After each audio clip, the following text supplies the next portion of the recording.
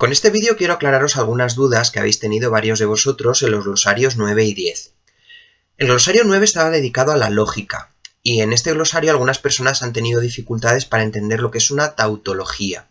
Una tautología es una proposición que siempre es verdad, siempre, necesariamente y por lógica tiene que ser verdadera. Entonces, una proposición como por ejemplo, un papel en el fuego arde, no es una tautología, porque podemos imaginarnos que hubiera un papel que resistiera el fuego y no se quemase. Esto no es siempre verdadero. Una tautología auténtica sería, por ejemplo, ningún muerto está vivo. Otra tautología sería, si P implica Q y se da P, entonces también se tiene que dar Q. Claro, lógicamente. Por eso es una tautología. Y por eso las tautologías son importantes en la lógica, porque nos permiten encontrar leyes lógicas como esta última que os acabo de mencionar. Otra cosa que no ha quedado clara al parecer en el glosario 9 es la diferencia entre la lógica de proposiciones y la lógica de predicados. La lógica de proposiciones estudia los enunciados sin entrar a ver qué es lo que tienen en su interior. Los considera de manera global, como un todo. En cambio, en la lógica de predicados miramos qué es lo que la proposición tiene por dentro. Por ejemplo, fíjate en estos tres enunciados distintos. Todos los madrileños estamos en cuarentena. Algunos europeos son italianos. Ninguno de mis alumnos suspende más de 4 asignaturas. Para la lógica de enunciados o lógica proposicional, estas frases se toman como un todo, se podrían llamar P, Q y R. En cambio, para la lógica de predicados, estas tres proposiciones son muy distintas, porque en algunas proposiciones se habla de unos pocos, en otras proposiciones se habla de todos, en otras proposiciones se habla de ninguno. Entonces lo que hace la lógica de predicados es estudiar los individuos a los que afectan determinadas propiedades. En la lógica de predicados tratamos a individuos y tratamos sus propiedades. Enunciar una propiedad de un individuo es hacer un predicado, como cuando digo, por ejemplo, que ninguno de mis alumnos suspende más de 4 asignaturas. Aquí también estoy cuantificando, es decir, estoy diciendo cuántas asignaturas no hay ningún alumno que suspenda. Por eso, esta lógica es distinta de la lógica de proposiciones, porque en la lógica de proposiciones no entramos a cuantificar, ni tampoco estudiamos los predicados ni los individuos. Por lo que se refiere al glosario 10, pues también había algunas dudas, entonces vamos a intentar aclararlas. Una de las dudas que parece que muchos de vosotros tenéis es la diferencia que hay entre el estructuralismo, la teoría del lenguaje figura y la teoría de los juegos del lenguaje. Veréis, estas son tres maneras diferentes de entender lo que es el lenguaje. Para el estructuralismo, una lengua es un sistema de signos. Está formado por fonemas, por palabras, y el valor de los fonemas y de las palabras depende de un sistema de relaciones que hay entre unos fonemas y otros, entre unas palabras y otras.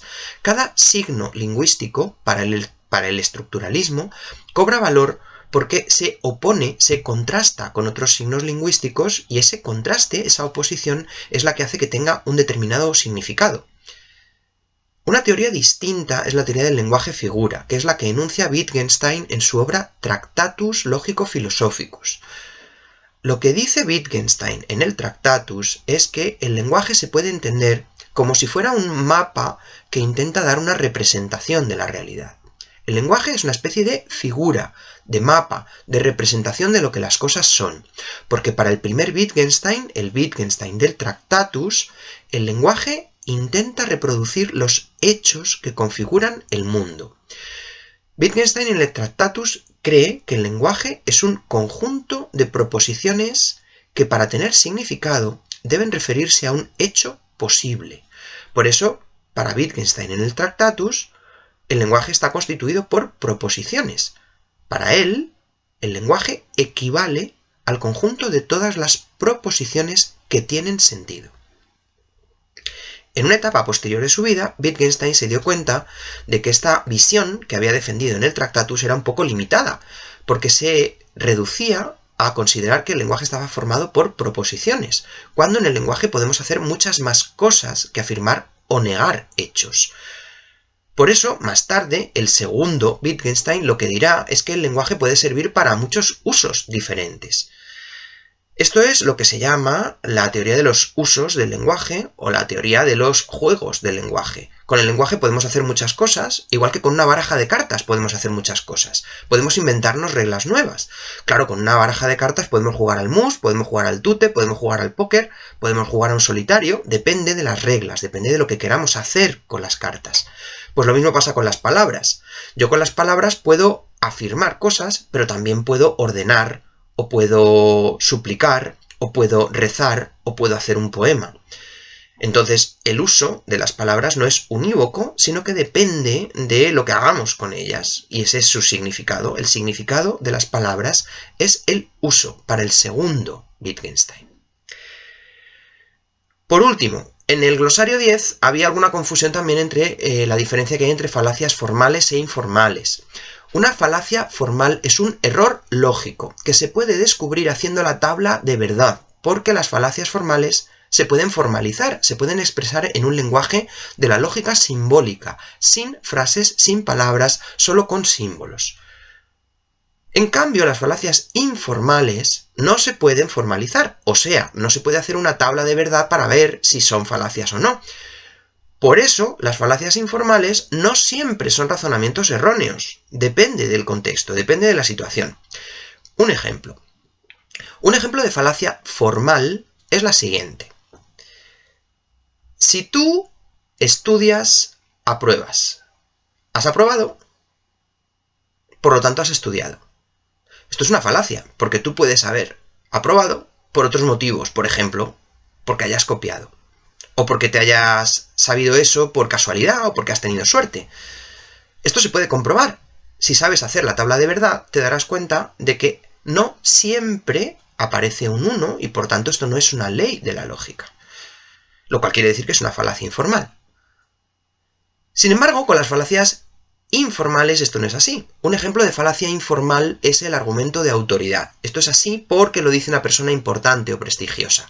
Bueno, habitualmente el hecho de que algo lo diga una persona importante o prestigiosa no implica necesariamente que eso sea cierto. Sin embargo, si te das cuenta, en la educación se utiliza mucho el argumento de autoridad y tú, las cosas que pones en el examen, la mayor parte de las veces las pones porque te fías de que lo que te ha dicho el profesor, que es una figura de autoridad, crees que es verdadero.